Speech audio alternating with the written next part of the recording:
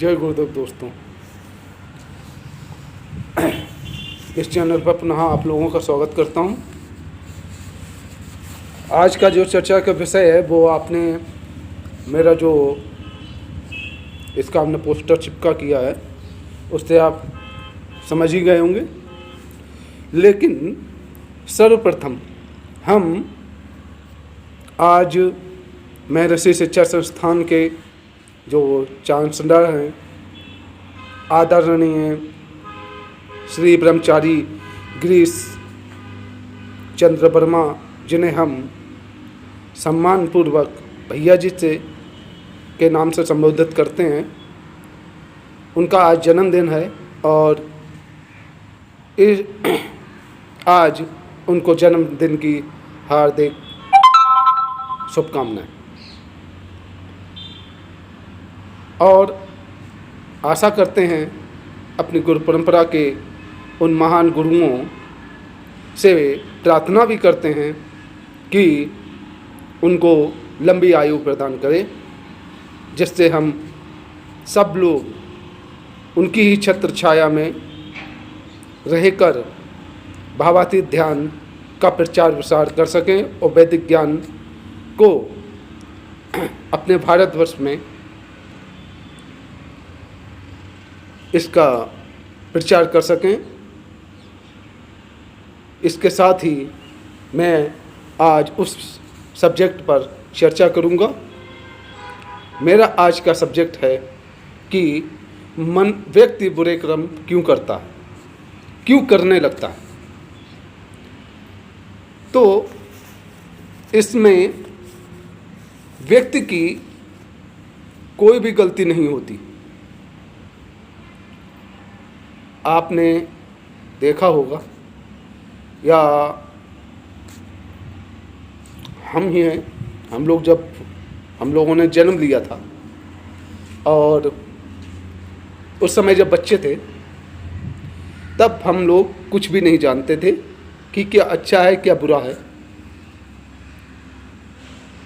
तो व्यक्ति जो होता है वो जन्म से बुरा नहीं होता। जब व्यक्ति का जन्म होता है उस समय वह तनाव रहित होता है। उसके अंदर ना तो ईर्ष्या होती है, ना क्रोध होता है, ना ही वासना होती है। यानी बिल्कुल ही वो पवित्र सिंपल होता है। लेकिन धीरे धीरे करके जब वो इस दुनिया से कनेक्ट होता है तब यहाँ की जो नकारात्मक शक्तियाँ हैं, नकारात्मक माहौल है, उससे भी कहीं ना कहीं वो कनेक्ट होता है। तो वो धीरे धीरे तनाव से ग्रस्त होता चला जाता है। जब वो तनाव से ग्रस्त हो जाता है तो तनाव जो होते हैं वो हमारे शरीर में कहाँ रहते हैं? हमारे शरीर में उस जगह पे रहते हैं जो रास्ता हमारे ज्ञान का अथाह ज्ञान का भंडार जो है, जो रास्ता वहाँ तक जाता है। तो जब उनको कहीं रहने की जगह नहीं मिलती है तो वो उस रास्ते को ब्लॉक कर देते हैं, वहीं पर वो रहने लगते हैं, तनाव इकट्ठे होने लगते हैं उसी ज्ञान के भंडार के रास्ते में। और हमारा मन जब हम कोई चीज़ का विचार करते हैं, किसी समस्या का समाधान ढूंढने के बारे में सोचते हैं कि शायद कहीं से कोई विचार उत्पन्न हो जाए तो इस समस्या का समाधान निकल आए, तो वो मन हमारा उसी रास्ते से उस ज्ञान के भंडार तक जाने की कोशिश करता है कि हम उस ज्ञान के भंडार तक जाएंगे तो वहाँ से इनके लिए अच्छे विचार लेके आएंगे। लेकिन जब हमारा मन वहाँ पर जाने लगता है तो रास्ते में तनाव मिल जाते हैं क्योंकि वो रास्ता जाम किए होते हैं। जब हमारा मन जाता है तो रास्ता जब ब्लॉक होता है तो वो फिर कहाँ जाएगा। अगर मान लीजिए कि आप माता वैष्णो देवी जा रहे हैं और रास्ते में रास्ता आपका ब्लॉक हो गया, पहाड़ गिर गया, रास्ता ब्लॉक हो गया, तो आपकी गाड़ी रुक जाएगी ना। इसी तरह से भी मन की गाड़ी रुक जाएगी और या तो आप लौट आएंगे वापस। तो उसी प्रकार से हमारा जो मन होता है ना, वो इस तनाव तक जाता है और तनाव से लौट आता है। आगे जाने की रास्ता ही नहीं, तो वो तनाव से संपर्क करके लौट आता है। और उसके अंदर कौन से विचार आ जाते हैं? तनावपूर्ण विचार। तो मन क्या लेके आया आपका? तनावपूर्ण विचार लेके आया, क्योंकि वो संपर्क किससे किया था उसने? तनाव से। तनाव का जो ढेर लगा था उससे संपर्क किया था और वो तनावपूर्ण विचार लेके आया। जब तनावपूर्ण वो विचार लेके आएगा तो आपको माइंड कैसा हो जाएगा? तनावपूर्ण। यानी आपके माइंड में क्रोध आ जाएगा, गुस्सा होगा, बहुत क्रोध होगा, और वो विचार ऐसे होंगे गलत। यानी भावना जो है ना, तो बहुत तनावपूर्ण भावना है, तो वो विचार भी आपके गलत होंगे। और व्यक्ति जब विचार आते हैं तभी वो क्रिया करता है। जब मेरे पास विचार आएगा कि मुझको ये हाथ उठाना है, जब मेरे पास विचार आएगा कि मुझको ये हाथ उठाना है, तभी तो हम उठाएंगे, वरना हम उठाएंगे क्यों? मुझे क्या पड़ी है हाथ उठाने के लिए? तो इसी तरह से हमारे पास जो विचार आएंगे तो मेरा जो शरीर होगा तो वो काम करने लगेगा। तो आदमी जब तनाव से भर जाता है तब वो मादक पदार्थों का भी सेवन करने लगता है, तब वो काम वासना की तरफ भी मुड़ने लगता है। और दूसरा कारण ये होता है कि जो हमारा मन होता है वो आनंद की खोज में लगा रहता है कि उसको आनंद मिल जाए। लेकिन आनंद की खोज के लिए वो आनंद के भंडार यानी ज्ञान के भंडार तक जाने की कोशिश करता है, तो वहाँ तो वो ब्लॉक, रास्ता आपका है ब्लॉक, तो वो कहाँ जाएगा? तब वो विचार आएंगे कि यहाँ मादक पदार्थ का सेवन कर लो, उसमें आनंद आने लगेगा। तो उसमें आनंद आता है, लेकिन वो क्षणिक भर होता है, तो वो उसी को आनंद समझने लगता है कि रे इसमें आनंद आने लगा तो यही आनंद है केवल। तो हमें उस आनंद के पास जाना है जो परमानंद है। परमानंद आनंद के पास जाएंगे, क्योंकि हमारा जो मन है ना, अब मान लीजिए कि सपोज मानिए कि अगर आपका जो शरीर है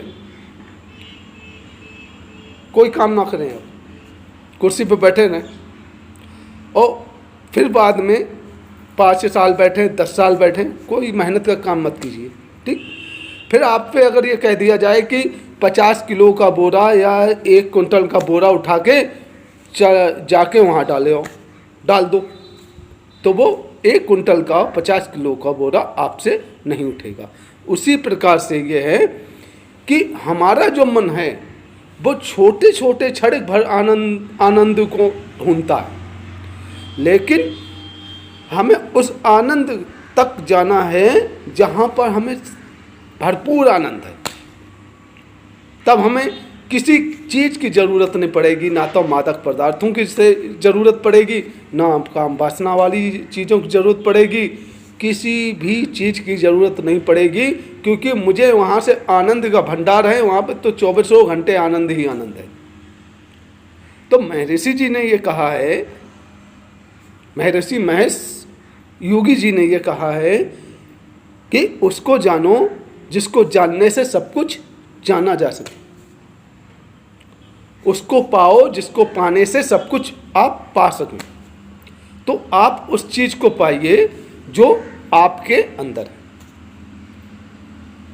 तो इसलिए वो केवल आदमी कहता है हम बुरे काम क्यों करने लगते हैं? सिर्फ उसका एक ही आंसर है कि आप जो बुरे काम करते हैं, जो भी बुरे कर्म करते हैं, वो तनाव से ग्रस्त होकर ही करते हैं। अगर आप तनाव आपके शरीर से बिल्कुल ही ख़त्म हो जाएंगे तो आप गलत काम करोगे ही नहीं। अगर विचार आएगा भी तब भी आप नहीं करोगे, क्योंकि आपके अंदर तनाव खत्म होके उस ज्ञान का जो उदय होने लगता है ना, जब तब बुरे काम दिमाग में आते भी हैं और चले भी जाते हैं और उनको फिर हम करते नहीं, क्योंकि मुझको ये बोध हो जाता है, अच्छे और बुरे कर्म में अंतर स्पष्ट नज़र आने लगता है कि हाँ, कौन सा काम अच्छा है और कौन सा काम खराब है, या कौन सा काम हमें करना चाहिए और कौन सा काम मुझको नहीं करना चाहिए। पिछले वीडियो में मैंने आपको बताया था कि धन नहीं, कर्म ही श्रेष्ठ है। तो आप कर्म कीजिए, अच्छे कर्म करेंगे तो आपको इस जन्म में, तो आप गरीब हैं मान लेते हैं, गरीब हैं इस जन्म में, तो किस वजह से गरीब हैं? कर्मों की वजह से तो गरीब है ना। हो सकता है कि पिछले जन्म में आपने बहुत बुरे कर्म किए होंगे, तभी तो आज आप गरीब हैं। तो आप इस जन्म में तो अच्छे कर्म करो ताकि अगले जन्म में तुमको इससे अच्छा जन्म मिल सके, कम से कम। एक तो यानी इस समय आप अगर 10% पैसा कमा रहे हो तो ऐसे काम करो कि हम वहाँ पर अगले जन्म में जाके हम 50% पैसा कमा सकें। तो जब तक हम अपने कर्मों को नहीं सुधारेंगे तब तक हम कुछ नहीं कर सकते, चाहे हम जितना भी धन क्यों ना कमा लें। हम अगर बुरे काम करके धन कमाएंगे तो उसमें घाटा हमको ही है, क्योंकि इस दुनिया से अगर व्यक्ति जाता है तो धन लेके नहीं जाता, वो कर्म लेके जाता है। कल मैं आपको एक बात बताना भूल ही गया था, बहुत ही छोटा सा उदाहरण है और उस उदाहरण को सब लोग जानते हैं। मान लीजिए कि कोई व्यक्ति चरित्रहीन है, शराबी है और चरित्रहीन है, क्या आप उसको अपने घर में बैठा लेंगे? नहीं बैठा लेंगे ना। तो उसी प्रकार से अगर आपकी आत्मा अशुद्ध है, यानी शुद्ध चेतना आपकी नहीं है, आत्मा शुद्ध आपकी नहीं है, तो आपके चाहे वो विष्णु लोक हो, चाहे ब्रह्म लोक हो, चाहे शिवलोक हो, चाहे शक्ति लोक हो, कोई भी लोक हो, अगर आपकी चेतना अशुद्ध है, आत्मा अशुद्ध है, तो हर लोक के दरवाजे आपको बंद मिलेंगे, चाहे तुम जितनी भी पूजा क्यों ना करो। इसीलिए अपनी सबसे पहले अपनी चेतना को शुद्ध करो, उसको जागृत करो। उसके बाद आपकी जो पूजा होगी ना, एक बार नाम लेंगे ना अपने इष्ट देव का ना, तो एक बार का जो नाम है ना, तो वो आपका 1 साल नाम के बराबर होगा, नाम लेने के बराबर होगा, अगर आपकी चेतना शुद्ध है तो।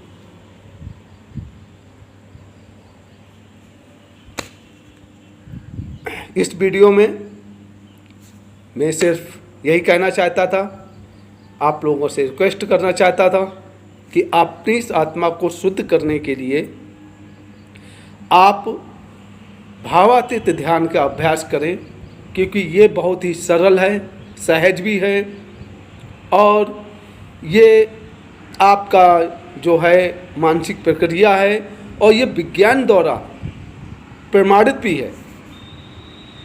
इस ध्यान प्रक्रिया को वैज्ञानिकों ने प्रमाणित भी किया है कि ये हमारे शरीर को किस तरह से लाभ प्रदान करती है। इसके बारे में और कुछ भी अगर आपको जानना है तो मेरे कमेंट बॉक्स में आके अपने प्रश्न हमसे पूछ सकते हैं। और बाकी आप के ऊपर निर्भर है कि आप अपनी चेतना को शुद्ध बनाना चाहते हैं कि नहीं बनाना चाहते हैं। तो इस वीडियो में इस समय सिर्फ इतना ही। बाकी अगले वीडियो में, नेक्स्ट वीडियो में अगर आपके मेरे कमेंट बॉक्स में अगर आपके कोई प्रश्न आते हैं तो उस पर हम वीडियो ज़रूर बनाएंगे और उसका आंसर हम ज़रूर ही देने की कोशिश ही नहीं करेंगे बल्कि 100% देंगे। और इस समय सिर्फ इतना ही। जय गुरुदेव, जय महर्षि जी।